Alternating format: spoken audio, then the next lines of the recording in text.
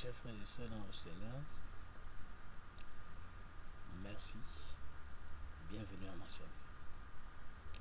Je suis le frère Israël Daniel et par la grâce de Dieu, j'aimerais qu'ensemble nous puissions examiner les Écritures sur la thématique qui est affichée sur l'écran, sur la nouvelle naissance. Mais avant de commencer, bien-aimés, vous convenez avec moi qu'on commence avec la grâce, c'est-à-dire nous voulons dire merci à Dieu pour ce privilège qu'il nous accorde en ce moment. Permettez donc que je prie. Dieu d'Abraham, Dieu d'Isaac, Dieu de Jacob, gloire et honneur à toi en ce moment, parce que tu es merveilleux et unique. Seigneur, tu nous accordes le privilège de nous retrouver à nouveau. Au moyen de cet enseignement, Seigneur, tu voudrais nous amener à comprendre véritablement comment tu ranges les êtres humains. Dispose-nous, Seigneur, en nous donnant un cœur pour comprendre, des yeux pour voir et des oreilles pour entendre. Merci, Seigneur, de nous conduire au moyen de ton Saint-Esprit. Au nom de Jésus, nous t'avons prié. Amen. Ok, maintenant que nous sommes revenus dans l'étude de notre thème, bien-aimés, nous allons commencer dans cet enseignement par cette illustration, c'est-à-dire que le seul livre qui nous parle de la nouvelle naissance, c'est bien entendu la Bible. Et nous savons que la Bible se présente à nous comme un testament, donc le testament de Dieu. Nous avons, ce testament est réparti en deux parties. Nous avons l'ancienne partie, autrement appelée l'Ancien Testament, et la nouvelle partie également qu'on appelle le Nouveau Testament. Mais il est important que vous et moi, nous puissions d'abord nous référer à ce que c'est qu'un testament. Le testament ici, je lis la traduction, la définition qui est donnée dans le livre, dans l'encyclopédie Encarta, permettez-moi. Et là, nous pouvons voir que la définition en droit de ce que c'est que le testament, ce sont des écrits par lesquels son auteur décide de ce qu'il adviendra de ses biens après son décès. Bien entendu, nous voyons donc que le testateur, c'est une personne qui a forcément eu un patrimoine et qui aimerait léguer selon sa propre conviction, selon c'est selon lui-même. Il décide de donner à qui il veut, comme il veut. Donc voici donc, la Bible étant un testament. Il est clair que le testament ne concerne donc pas tout le monde, ça c'est évident. C'est pour cela que ce qui est écrit à l'intérieur également ne concerne que ceux qui sont héritiers. Et nous savons également un autre aspect dans le testament, c'est que tant que le testateur vit, le testament n'a aucun pouvoir. Puisqu'à tout moment, le testateur peut aller voir son notaire pour dire voilà, j'ai décidé de changer quoi que ceci ou cela par rapport à ceci. Peut-être il avait décidé de léguer son héritage à son fils, et puis il s'est rendu peut-être compte que soit son fils est décédé avant lui, et il faut changer, trouver peut-être un nouvel héritier, ou alors il y a mille et mille raisons comme ça qui peuvent amener le testateur à changer. En fait, le notaire ne trouvera aucun inconvénient à lui remettre le testament pour le modifier. Mais cependant, comme nous le voyons dans ce texte, quand le testateur est mort, le testament reste le seul et l'unique moyen dont on peut avoir son avis. C'est-à-dire, ce n'est qu'au travers du testament seul que nous pouvons savoir quelle est sa volonté au sujet de ceci ou de cela. C'est pour cela que quand quelqu'un décède, on appelle donc le notaire qui viendra lire le testament et dire le droit du testament. Pour revenir dans notre cas, nous devons donc nous rendre compte que l'Ancien et le Nouveau Testament sont bel et bien terminés. Et nous pouvons nous rendre compte, bien entendu, que maintenant nous sommes à l'ère du Testament parce que à l'époque ancienne, Dieu a parlé par les prophètes, à l'époque où le Nouveau Testament n'était pas encore écrit et la rédaction de l'Ancien Testament était en cours. Même dans les temps de la fin, Dieu a envoyé son Fils. Donc, du moment où Jésus était sur terre, on n'a jamais entendu quelqu'un dire ainsi par l'Éternel. Parce que Jésus lui-même étant là, pouvait naturellement dire et accomplir ce qui était du ressort de la volonté de son Père. Et quand Jésus va partir, le seul et l'unique instrument désormais sur lequel ses propres apôtres devaient s'appuyer, ce n'était autre que la Bible, ou entre autres, ou encore le Testament. Voilà donc que nous allons à la fin du Testament. Et quand nous regardons notre Testament à sa fin, notamment dans le texte d'Apocalypse chapitre 22, le verset 18, la Bible dit « Je le déclare à quiconque entend les paroles de la prophétie de ce livre. Si quelqu'un y ajoute quelque chose, Dieu le frappera des fléaux décrits dans ce livre. Et si quelqu'un retranche quelque chose des paroles du livre de cette prophétie, Dieu retranchera sa part de l'arbre de la vie et de la vie sainte décrit dans ce livre. » Mes chers frères, vous pouvez donc vous rendre compte que le testament étant complet, le testataire n'étant plus physiquement sur la terre, le seul instrument sur lequel nous devons nous appuyer pour pouvoir parler de la part de Dieu, examiner la volonté de Dieu, ce n'est autre que la Bible. Et comme nous pouvons le lire sur ces deux passages, nous n'avons pas le droit d'ajouter quoi que ce soit. Et Dieu a strictement interdit que l'on retranche quoi que ce soit dans sa parole. Et à ceci s'ajoute également le texte de 1 Corinthiens, chapitre 6, verset 4. La Bible nous parle effectivement ici de l'apôtre Paul qui va exhorter les frères de Corinthe à ne jamais aller au-delà de ce qui était écrit. Donc, c'est pour cela tout au long de cette étude ou cet enseignement que nous allons avoir, nous allons seulement nous appuyer sur ce qui est écrit et non pas sur ce que nous pensons ou sur ce que nous imaginons, uniquement sur ce qui est écrit.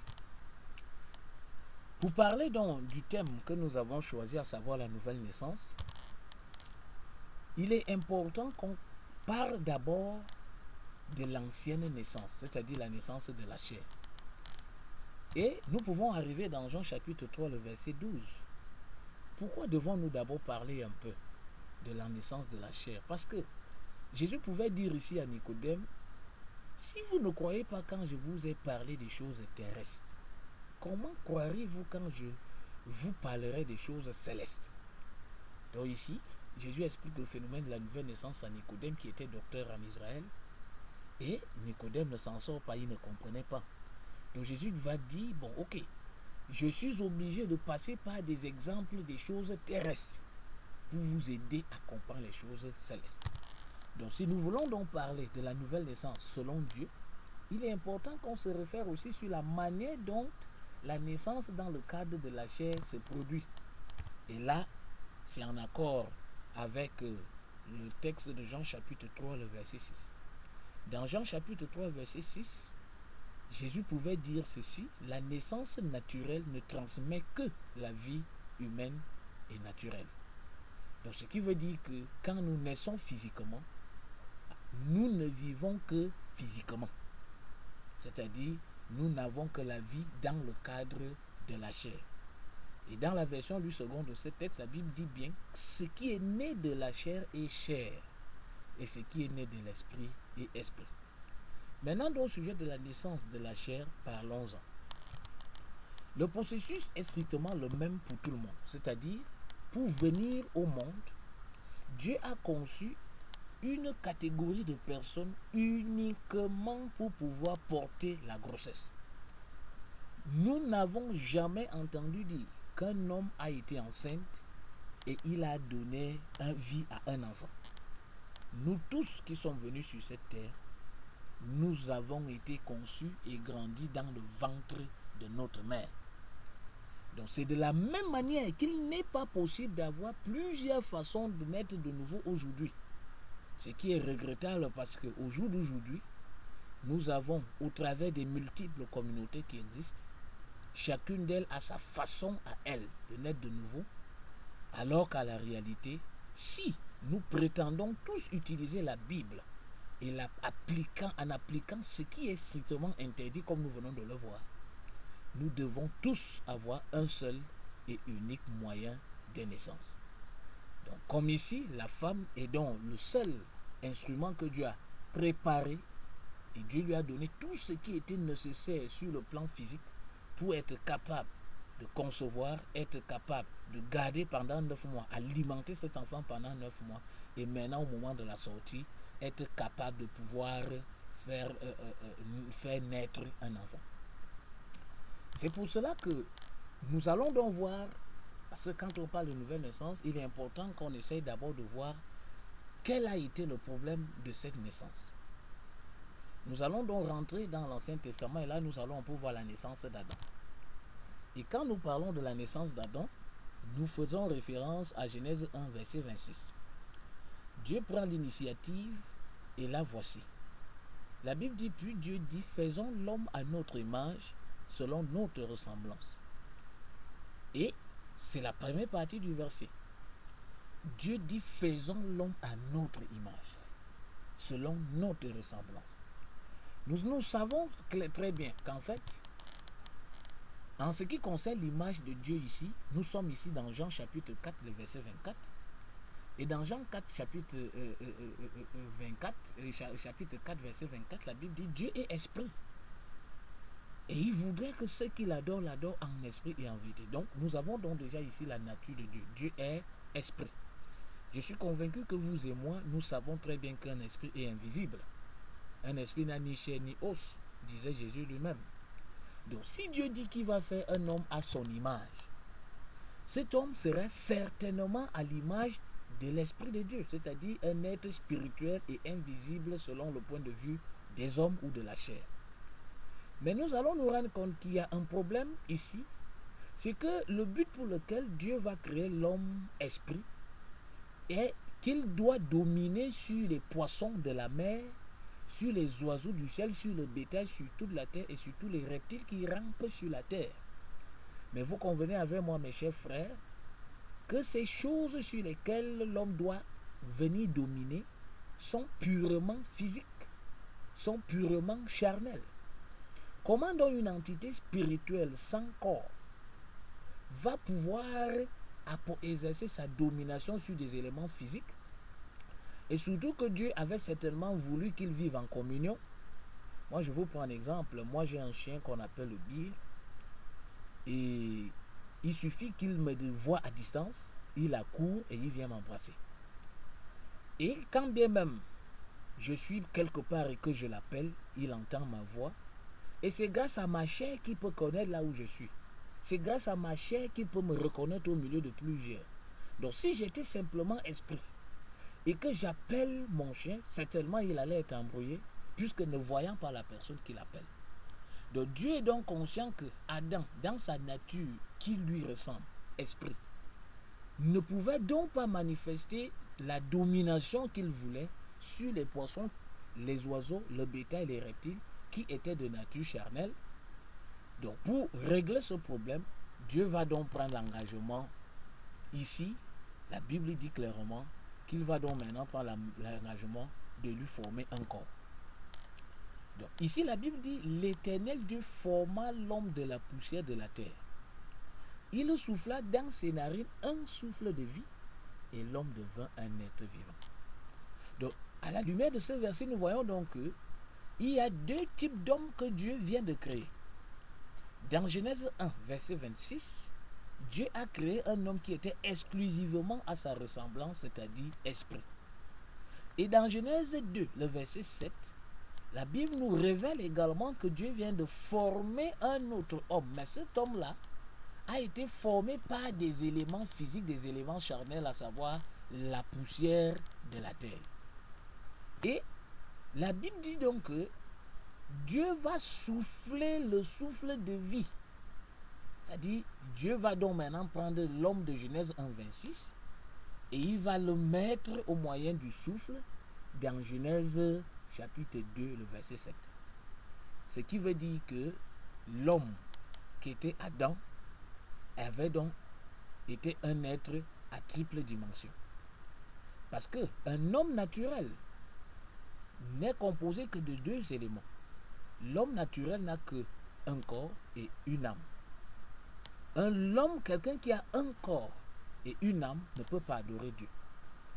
Parce que l'âme, son rôle, c'est uniquement donner vie à la chair et lui permettre d'envoyer les sensations, les émotions et autres. Par exemple, la voix que vous entendez maintenant, c'est mon âme qui s'exprime. C'est-à-dire, si jamais je meurs en ce moment, je ne serai plus à mesure d'ouvrir la bouche et de parler. Et ceux qui sont ici pourront donc dire, le frère a rendu l'âme. C'est-à-dire, je suis mort. Donc nous voyons donc que l'âme est le ciel des sensations et des émotions et autres.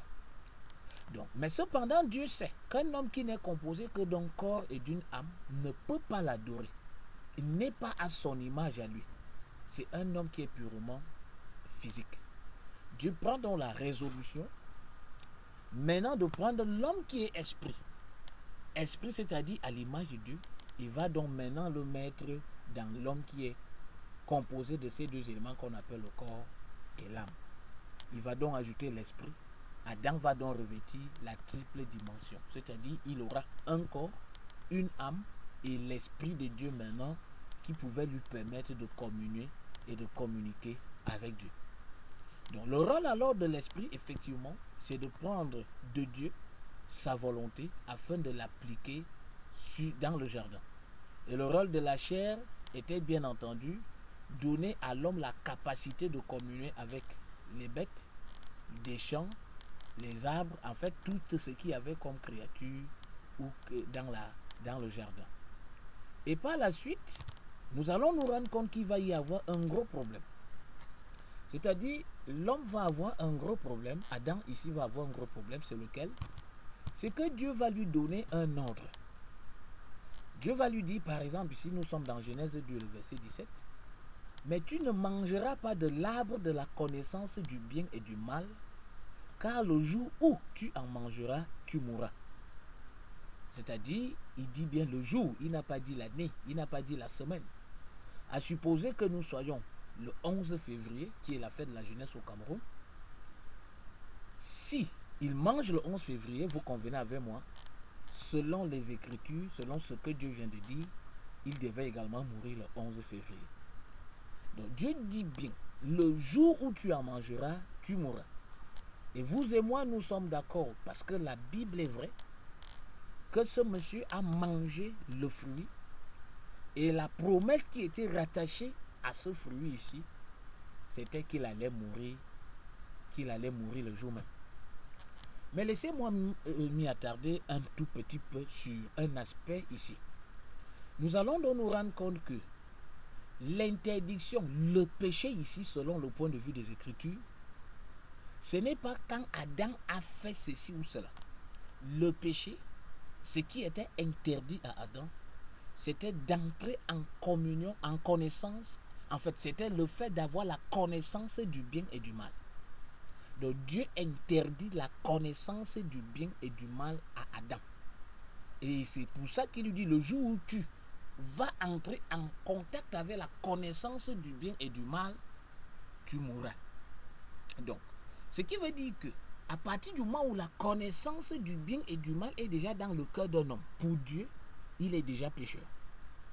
Pourquoi? Parce que cette connaissance était une connaissance interdite. Maintenant, beaucoup de gens peuvent s'attarder et raisonner en disant, voilà, le fruit c'était les rapports sexuels, le fruit c'était ceci.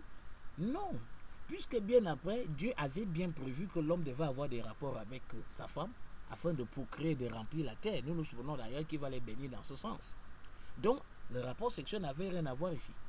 Mais quand nous étudions bien le texte, ce qui était strictement interdit, c'est que l'homme ne devait pas avoir la connaissance du bien et du mal. Donc la connaissance du bien et du mal, c'est ça que Dieu appelle le péché. C'est pour cela, pour revenir à nous, par exemple, nous n'allons pas à l'école pour apprendre à faire le bien ou à faire du mal. L'enfant qui naît aujourd'hui commence à mordre le sein de sa maman. Ce n'est pas sa maman qui lui a enseigné ça. C'est que depuis qu'il est né, depuis même le sein de sa mère, depuis qu'il a été formé, il a déjà cette connaissance qui grandit et s'épanouit au fur et à mesure que son âge se développe. Et Dieu n'attend donc pas qu'il ait fait quelque chose pour considérer qu'il est pécheur à ses yeux. Donc, par la suite alors, nous sommes dans Genèse 5, le verset 3. Adam, âgé de 130 ans, engendra un fils à sa ressemblance selon son image et lui donna le nom de Seth. Donc nous voyons donc que Adam, bien qu'âgé, par rapport à nous aujourd'hui, parce qu'aujourd'hui quand on parle de 100 ans, on voit quelqu'un qui est fini. Mais souvenez-vous, à leur époque, c'est des gens qui vivaient pratiquement 900 ans. Donc ici, Adam est pratiquement à la fleur de l'âge. En fait, il est encore adolescent. Je parle bien là par rapport à leur temps, le temps dans lequel, en fait, dans leur temps de survie à cette époque-là, l'espérance de vie était relativement très élevée à cette époque. 900 ans, c'était pas rien. Donc quand on dit tu grandis, tu as 900 ans et tu fais des enfants à 100 ans, bon, ok, on peut estimer que tu es un enfant. Donc ici, la Bible, ce qui nous intéresse, c'est que désormais, Adam donc va faire un fils. Il n'est plus à la ressemblance de Dieu. C'est-à-dire, il n'est plus saint.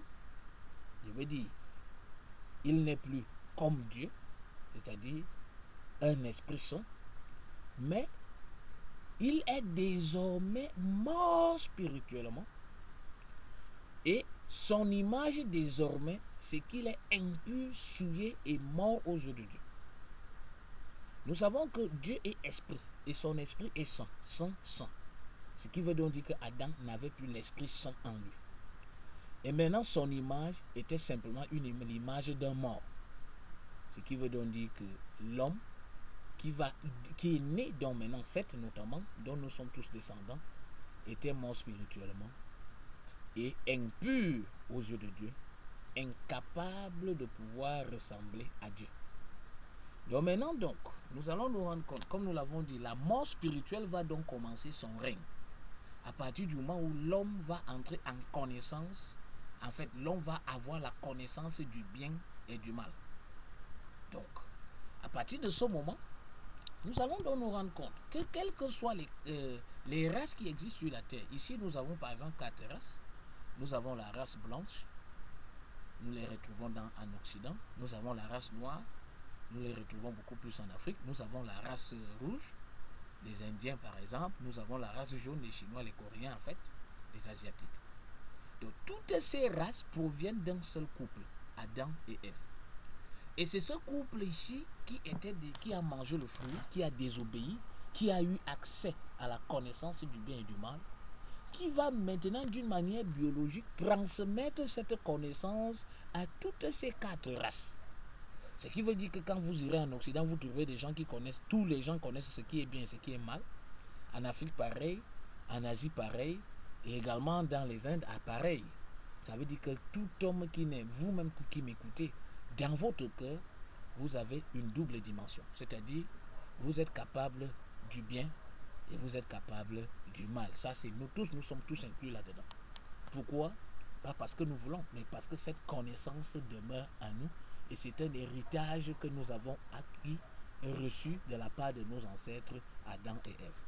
Et Dieu dit que tant que cette connaissance est là, pour lui, nous sommes déjà des pécheurs. Or, le point de vue des hommes est différent à partir de ce niveau. Pourquoi? Parce qu'on traite un homme de pécheur parce qu'il a tué, parce qu'il a volé, parce qu'il a menti. Or, selon le point de vue de Dieu, le fait seulement d'avoir la connaissance du bien et du mal fait déjà de nous des pécheurs. Donc, et nous allons d'ailleurs nous rendre compte que cette connaissance rend l'homme esclave. C'est pour ça que la Bible dit que l'homme est esclave du péché. C'est-à-dire l'homme est esclave de cette connaissance qui a la capacité de lui rendre, en fait, de l'amener à se conduire de deux manières, c'est-à-dire d'une manière positive et d'une manière négative. Donc l'homme est donc capable de faire le bien, il est capable de faire le mal. Aujourd'hui, quelqu'un vous démontre sa bonté, demain vous l'ignorez dans ses réactions et vous vous dites waouh, ça là, qu'est-ce que ça veut dire? Dans chacun, en tout homme descendant d'Adam, il y a ces 2 dimensions, à savoir le bien et le mal. Et c'est ça que Dieu appelle le péché. Et là, nous allons donc nous rendre compte qu'aucun d'entre nous n'est exempt de cette affaire. Parce que dans Acte 17, verset 26, je lis, la Bible dit, il a fait que tous les hommes sortis d'un seul sang habitaient sur toute la surface de la terre, ayant déterminé la durée des temps et les bornes de leur demeure. Donc nous voyons ici que, selon le point de vue biblique, nous tous, nous sortons d'un seul sang. Nous tous qui habitons sur la surface de la terre. Et sur la surface de la terre, il y a 4 races, la race blanche, la race noire, la race jaune et la race rouge. Nous sommes tous là. Et quand vous regardez, par exemple, quand un occidental s'est blessé, automatiquement, son sang est rouge. Quand un Africain se blesse, son sang est rouge. Quand un Chinois se blesse, son sang est rouge. Si un Indien se blesse, son sang sera toujours rouge. Ce qui veut dire que nous sortons tous d'un seul sang, le sang d'Adam et Ève. Et à cause donc maintenant de cette connaissance, ou alors de cet héritage, la Bible peut dire ici par l'apôtre Paul, nous sommes là dans Romains chapitre 5, le verset 12, c'est pourquoi comme par un seul homme le péché est entré dans le monde, et par le péché la mort, et qu'ainsi la mort s'est étendue sur tous les hommes parce que tous ont péché. Donc nous voyons donc que personne n'est exempt de cette affaire, dans cette affaire. C'est ici que nous sommes tous concernés. Parce que il y en a qui se disent, bon, ok, nous sommes nés à notre époque, en quoi ça nous regarde? Nous n'étions pas au jardin d'Éden à l'époque d'Adam. Non, c'est qu'en tant que descendants d'Adam, la Bible dit que nous avons les gènes du péché en nous au moyen de la connaissance du bien et du mal. Donc, nous sommes également ceux-là qui héritent de la conséquence de ce péché-là. Or, d'après ce verset, la Bible dit, à cause donc d'un seul homme, le péché étant entré dans le monde, et par le péché la mort, et qu'ainsi la mort s'est étendue. Donc elle s'étend. Dès que quelqu'un est simplement conçu, la mort s'étend en lui. Dès qu'il est conçu, la mort s'étend en lui. Dès que tu es conçu, la mort s'étend en lui. Donc ça veut dire qu'une fois que quelqu'un est conçu seulement, la mort s'étend en lui. Même s'il meurt après, même s'il meurt comme on appelle mort-né, ayant été déjà quand même conçu, automatiquement la mort s'étend en lui. À cause de cela, il ne meurt pas quand même en enfer. Donc nous allons nous rendre que la mort étant donc étendue comme ça, le regard de Jésus donc à l'égard de toute personne, tout individu descendant d'Adam non sauvé est un regard comme celui que nous pouvons observer dans ce verset. C'est-à-dire, Jésus dit à son disciple, viens et suis-moi, et ce dernier va lui poser une doléance. Et il va lui dire, Seigneur, permets-moi d'abord d'aller ensevelir mon Père. Et nous savons d'ailleurs que Jésus ressuscitait les morts, Jésus guérissait les malades. Jésus pouvait lui dire, ok, ton Père, vraiment, j'ai pitié de lui, je vais faire ceci. Non, Jésus voulait nous montrer un exemple clair par rapport à ceux qui sont morts spirituellement.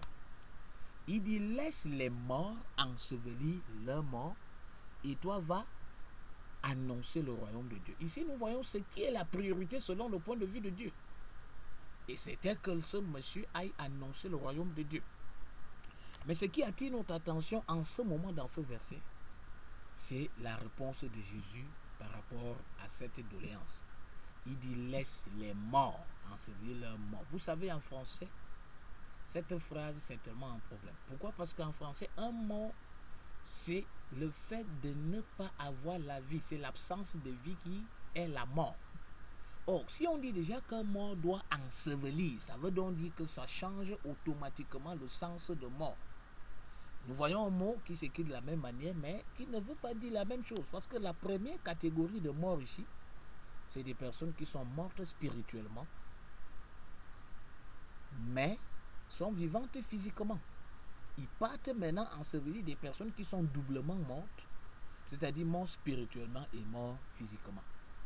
Mais la manière dont Jésus va répondre nous démontre que le regard de Dieu à l'égard de ceux qui sont morts est un regard sans pitié. Si tu es mort, Dieu n'a pas pitié de toi. C'est pour ça qu'il est important que l'annonce du royaume soit une priorité dans la vie d'un mort avant de revenir, que ce dernier ne revienne à la vie. Et il va l'exprimer clairement dans Marc 12, verset 27. Dieu dit, Dieu n'est pas Dieu des morts, mais des vivants. Vous êtes grandement dans l'erreur. Donc, si quelqu'un naît maintenant, il est né, comme c'est souvent le cas, quelqu'un naît aujourd'hui, automatiquement, quelques temps après, on va le baptiser. Oh, vraiment, on va le baptiser, on va le remettre à Dieu, on va faire ceci. En fait, Dieu dit qu'il n'est pas Dieu des morts. C'est-à-dire, il n'est pas possible que quelqu'un naisse maintenant sans qu'il soit né de nouveau. directement on le présente à Dieu, en fait c'est un autre Dieu, c'est à un autre Dieu qu'on va lui présenter. Et s'il se fait baptiser, en fait il peut être allégeance à un autre Dieu, parce que le seul et l'unique vrai Dieu, nous allons le voir un peu devant, ce n'est pas comme ça que ça procède par rapport à sa parole. C'est pour ça qu'il dit donc que lui n'est pas le Dieu des morts. Et il précise, pour ceux-là qui ont malheureusement adopté cette conduite, ces derniers sont grandement dans l'erreur. Et quand nous regardons d'ailleurs Ésaïe 1, verset 15, c'est pas surprenant. Il dit donc à cette catégorie de personnes, celles-là qui ont été initiées malheureusement loin de la vérité et pensent servir Dieu en faisant beaucoup de choses dans des communautés dites chrétiennes entre parenthèses. Il va préciser en disant, quand vous étendez vos mains, je détourne de vous mes yeux. Quand vous multipliez des prières, je ne vous écoute pas. Donc Dieu n'écoute pas la prière d'un mort. Quand quelqu'un est mort, il est mort. Qui parmi nous peut dormir sur le même lit qu'un mort? Quand nous regardons par exemple, une femme peut chanter l'amour à son mari matin, midi, soir. Mais le jour où ce dernier meurt, c'est ce même jour également qu'il y a séparation de corps. C'est obligatoire, même si elle s'enroule par terre, même si elle pleure, même si vous la voyez faire toute catégorie de simagrées. Si vous lui dites, madame, voilà votre mari qui est couché, allez vous coucher dans le même cercueil que lui. Même si elle était, je veux dire, morte d'amour, elle va lui dire pardon. C'est vrai que je t'aimais beaucoup, chérie, mais quand même là où tu es là, va tranquillement dans la tranquillité. Donc, nous pouvons donc nous rendre compte, bien aimé, que quand quelqu'un est donc mort, il n'a aucune considération aux yeux de Dieu. C'est pour ça que nous pouvons d'ailleurs voir ici des morts qui disent qu'ils vont chanter des cantiques à Dieu. Nous voyons cela pratiquement tous les jours dans des communautés où vous voyez comment nous sommes dans Isaïe 57, verset 4, la Bible dit, de qui vous moquez-vous, dit Dieu? Contre qui ouvrez-vous une large bouche et tirez-vous la langue? Donc vous-même vous voyez. Donc ici le Seigneur lui-même pose la question, c'est-à-dire vous vous moquez de qui? Et vous vous moquez, c'est-à-dire de qui vous moquez-vous? Contre qui ouvrez-vous? Je préfère sauter la partie là parce que ça fait bien, c'est vraiment genre, c'est terrible. Dieu, quand Dieu en arrive ici, la question qu'on peut se poser, est-ce que les gens sont aveugles? Est-ce que les gens écoutent même? Est-ce qu'ils comprennent? C'est vrai que les Écritures nous ont dit, quand même dit qu'ils sont aveugles. Mais il y a des choses, tu te demandes, mais comment vraiment? Une chose aussi claire. Dieu dit que quand on est mort, on ne peut rien faire pour lui. Dieu dit qu'il est esprit. Et il faut que ce qu'il adore, l'adore en esprit et non en chair. Or, tout descendant d'Adam est mort spirituellement. Ça veut dire que si tu vis, tu ne vis que charnellement. Ce n'est qu'au moyen de la chair que tu fais tout ce que tu fais. Or, la chair n'adore pas Dieu. Tout ce que la chair entreprend pour Dieu est souillé. C'est pour ça que quand donc les gens vont chanter, même si vous chantez avec le piano, même si vous avez les maîtres de chant, même si vous faites les chœurs, même si vous utilisez quel type d'instrument, ça résonne comme un bruit bizarre, un mauvais bruit entre les oreilles de Dieu. C'est pour ça qu'il dit, mais de qui vous moquez-vous? Contre qui ouvrez-vous une large bouche et tirez-vous la langue? Et là, nous voyons donc que nous naissons tous avec un esprit mort et nous sommes à cause de cela séparés de Dieu. Impossible d'entrer dans son royaume parce que Dieu n'est pas le Dieu des morts. Je pense que mes chers frères qui m'écoutez et regardez ces paroles, nous sommes tous d'accord sur le vrai problème de l'humanité. Le problème de l'humanité, ce n'est pas la pauvreté. Le problème de l'humanité, ce n'est pas le célibat. Le problème de l'homme, ce n'est pas la famine. Le problème de l'homme, ce n'est pas les difficultés de la vie. Ce n'est pas les soucis de la vie, mes frères. Le problème véritable de l'homme, c'est la mort spirituelle. C'est pour ça, toi qui regardes cet enseignement, qui l'écoute, est-ce que tu t'es posé la question de savoir, maintenant que tu es certainement en train de faire beaucoup de choses dans ton contact, ta communauté, peut-être tu es pasteur, Peut-être tu es diacre, peut-être tu es étudiant, je ne sais pas, peut-être tu occupes une fonction, peut-être tu es simple sympathisant. Est-ce que tu t'es posé la question de savoir si je meurs maintenant, j'irai où? Est-ce que mon âme est revenue à la vie? Puisque je suis certain, puisque nous avons côtoyé ça et là des communautés, et ce problème de la mort spirituelle, à vrai dire, moi, je ne le connaissais pas. Je savais que quand quelqu'un naît, automatiquement, il est en vie. Bon, ok, le péché d'Adam, il dit, c'est vrai, ça a un effet, mais à partir du moment où tu as donné ta vie à Jésus, ça va. Tu es né de nouveau et bon, ça va, c'est fini. Or, est-ce que c'est ce qui est écrit selon les Écritures? C'est pour ça qu'il est donc important qu'on fasse un break, mon frère et ma soeur, pour nous interroger sur cette véritable problématique. Si tu veux maintenant, mon frère, où ira ton âme? Pose-toi la question, examine-toi réellement. Et si tu te rends compte que véritablement tu as la connaissance du bien et du mal dans ton cœur, cela voudrait dire, mon frère, que si tu meurs, tu pars en enfer. Donc si en ce moment où je te parle, tu te rends compte qu'en même temps tu fais souvent le bien, et il arrive que tu fasses souvent le mal, ça veut dire que cette connaissance est dans ton cœur. Et tant que cette connaissance demeure dans ton cœur, laisse-moi te dire que tu es en danger de mort. Et c'est pour cela qu'il faut que tu continues à suivre la vidéo qui va suivre pour que tu saches qu'est-ce qu'il y a lieu de faire, s'il y a vraiment lieu de faire quelque chose, pour que ton âme soit sauvée. Merci de m'avoir écouté.